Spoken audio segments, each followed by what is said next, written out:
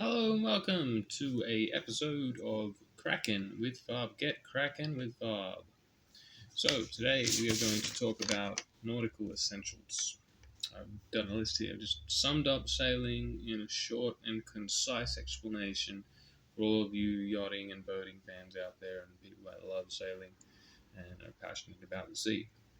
So let's get started. Maybe the basic, I think, most essential thing to know first off as a sailor is points of sail. That's probably the most important thing. If you can't know the points of sail, you can't sail. So let's get into it. So we have in irons, means you're pointing towards the wind directly, facing the wind. Wind's coming over my face. I cannot sail there. But it is a useful point to stop. So that is essential. It's probably the first starting point of the points of sail. Going in irons or the no sail zone. It's about maybe 30 degrees of space of area where you just can't sail there. Right next to that, we have close hold. The close hold is the closest you can get to the closest angle you can get to the wind while still sailing and going forward. Now, when we go upwind, we're zigzagging constantly through the water, and it's not as bad as it seems. For all of you people who don't have never sailed before, it's actually quite nice. To go close hold is actually easier and more simple than going downwind, as opposed to popular belief. People believe that going downwind is easier. It's not actually. When you're actually in practice in a boat, tacking, the art of changing your direction from one close hold course to the next, is a lot simpler and easier in practicality than doing the opposite, which is jibing. And we'll get to that as I go through the points of sail. So you've got close hold, is that angle right next to the wind where you can consistently sail. Then the next one is close reach. Close reach is just an angle off of that, and it's at a 45-degree angle to the wind. Wind's coming from here, and we're going in this direction. That's a close reach. A close hold and close reach. Then from close reach, we bear away, which means we turn away from the wind to downwind, is bearing away. Heading up is going up and turning the boat into the wind. Heading up, turning the boat into the wind. Bearing away, turning the boat downwind. So we bear away from a close hold to a close reach to a beam reach. Beam reach is actually the most efficient point of sail. It's the point of sail that we go fastest on. The dynamics of this is very simple. The basic scientific explanation of this in lay terms, which that's why I'm here, and I'm really good at explaining things simply for people to understand. The dynamics of it is that the sail is being pushed. There's pressure in the sail that's pushing the sail forward. Because of the shape of the sail, it's kind of like the wing of an airplane. The wing of an airplane has lift because there's less pressure on one side where the wind is going faster over the top, and there's more pressure on the inside. It's the exact same dynamic for a sail. The same thing applies. So that sail, because of its shape, is propelled then forward because of the curvature of the front part of the sail is more full than the back, and that pressure build up inside is what's pushing the boat forward. That is counteracted and balanced out by the keel at the bottom of the boat. The keel acts as a ballast, a balance, if you will, to keep the boat from completely tipping over from all the wind, crushing over the top, especially the top part of the sail. So that keel also acts as a kind of, let's say, a pressure buildup on the bottom in the water, and that pressure at the bottom combined with the pressure at the top, they're both pushing you forward as well. So that's the dynamics of it. You don't have to know too much about it. You don't have to be a physicist to understand it. You just have to understand that that's what's happening. And then we'll get to all the little details and bits and pieces along the way. As I'm gaining experience, I will give you experience and teach you. So this is going to be fun, and I just do this for fun. That's the main point. We want to sail for fun, guys. And first rule of sailing: check the weather. Don't go out in bad weather. Try to avoid it at all costs. If you do run into bad weather, there are procedures and things that you can look up.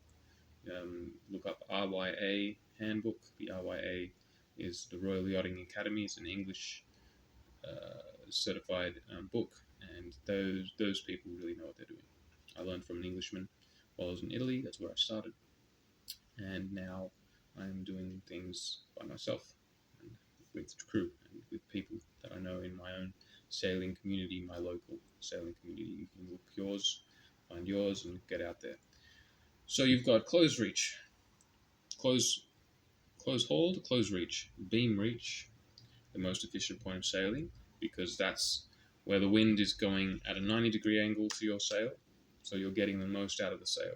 You're getting the most power is being built, the pressure built up on the sail is at its most efficient on a beam reach. And they call it beam reach because it's a beam. A beam ship or a thwart ship is across the ship, a beam.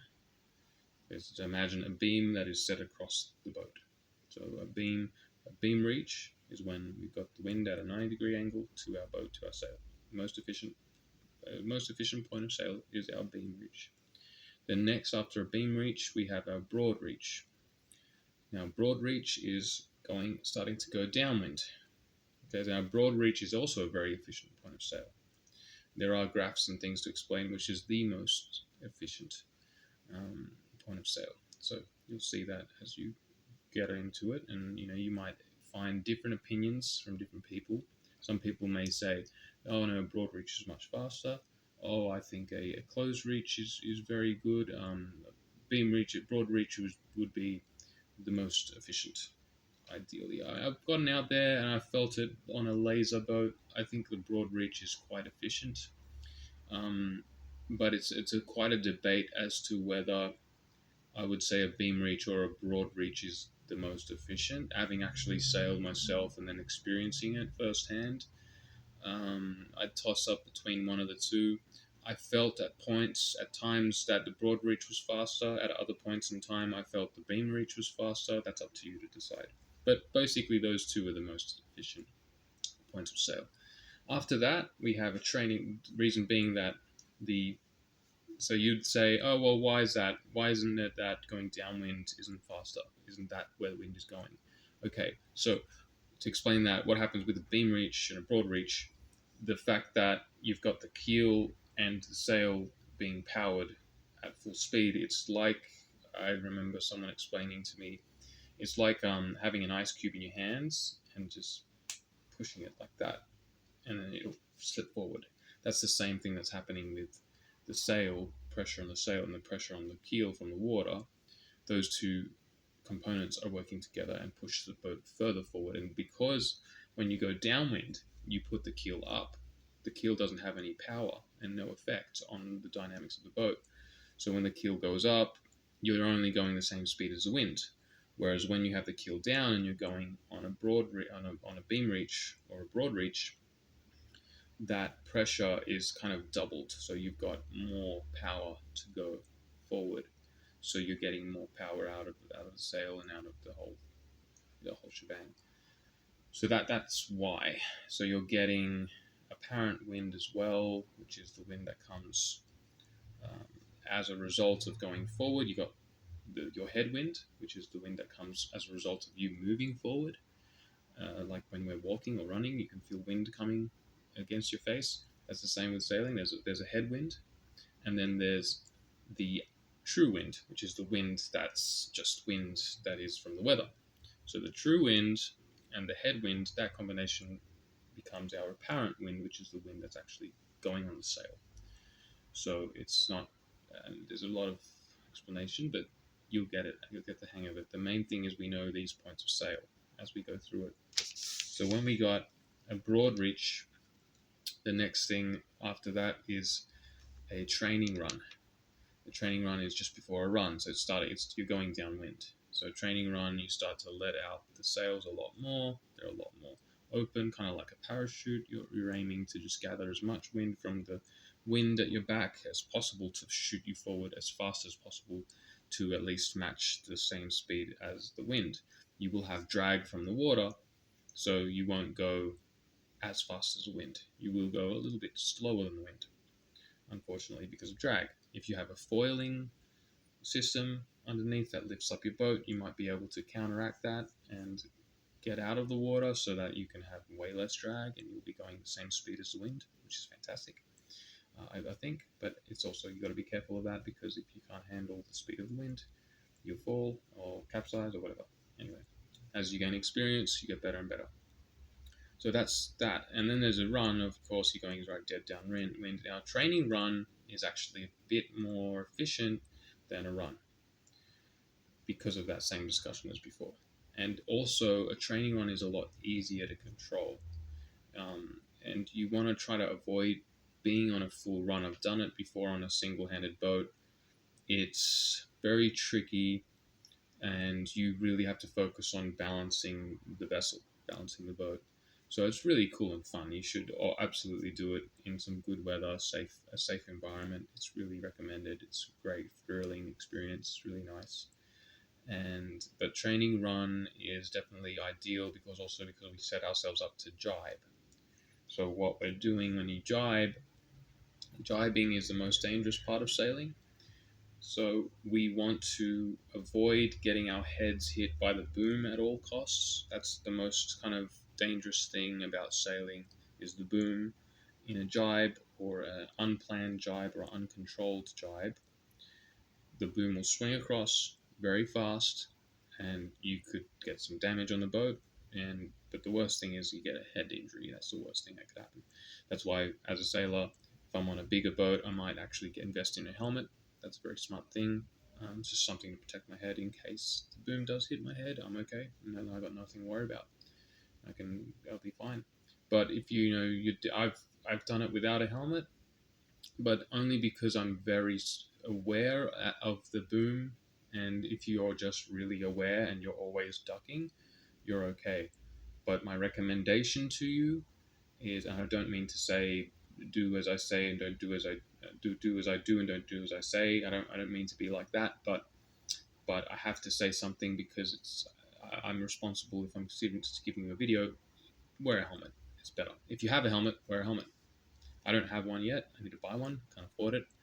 Not yet. That's why I do these videos. I'm hoping to save up some money so I can get myself a helmet. But yeah, to get a helmet, because that'll be a lifesaver, quite literally, especially if you're on bigger boats. Smaller boats, don't worry so much. You might get hit in the head by the boom, but it's not heavy enough to really do serious damage.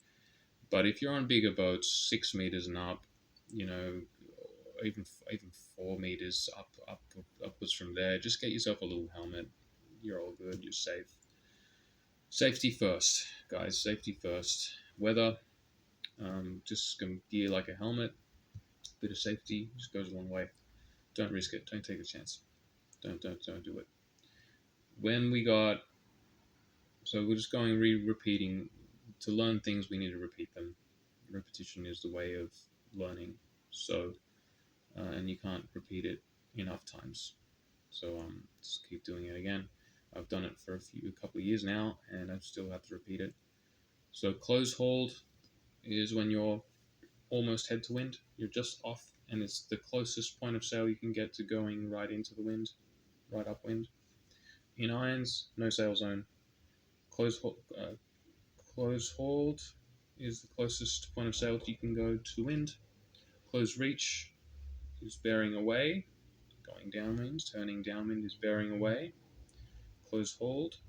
Close reach. So close hold, close reach, 45-degree angle. Close hold is like a 30-degree angle to 25-degree angle.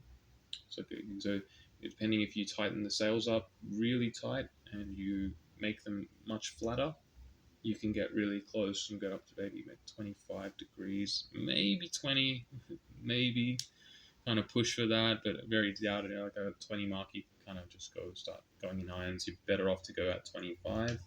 That's just good measure. 25 to 30 degrees is a perfect close hold angle. You don't want to pay attention too much to the exact, you just feel it when you sail. Sailing is a feeling, guys. It's not there is a science to it. Yeah, that's true.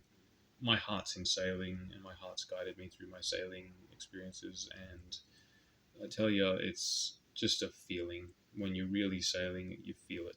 It's not so much the science. When you're actually out there, just feel it. Feel it, gain experience, learn from your fellow man, and learn from your examples and your mentors, and you'll get it. There's all sorts of different things like telltales, and you'll start to pick it up slowly but surely. I'm starting to pick it up now, so now I'm starting to teach people what I've learned well, and now I'm at a bigger point, and you'll get there. So close hold, close reach, beam reach, going so it's and the wind is 90-degree angle to your sail. Beam reach, broad reach, you're going at a 45-degree angle downwind, broad reach. Training run, you're at you're at you're almost down to 180 degrees downwind. Training run. Okay, so a training run is your setup before you jibe. You're jibing, you have to pull in your sheet, your main sheets. The sheets in sailing are not the sheets, they're not that sail. Okay, the sheets are the lines. We don't call ropes on a ship ropes, we call them lines. The only rope on a ship is a bolt rope, which is the rope that goes through the mainsail that goes up into the boom. We'll get to that later, or you can look it up. Look up the bolt rope. That's the only rope on a ship, on a boat, on a sailing boat, especially, is the bolt rope. So look that up. That's a good fun fact. Good knowledge. And what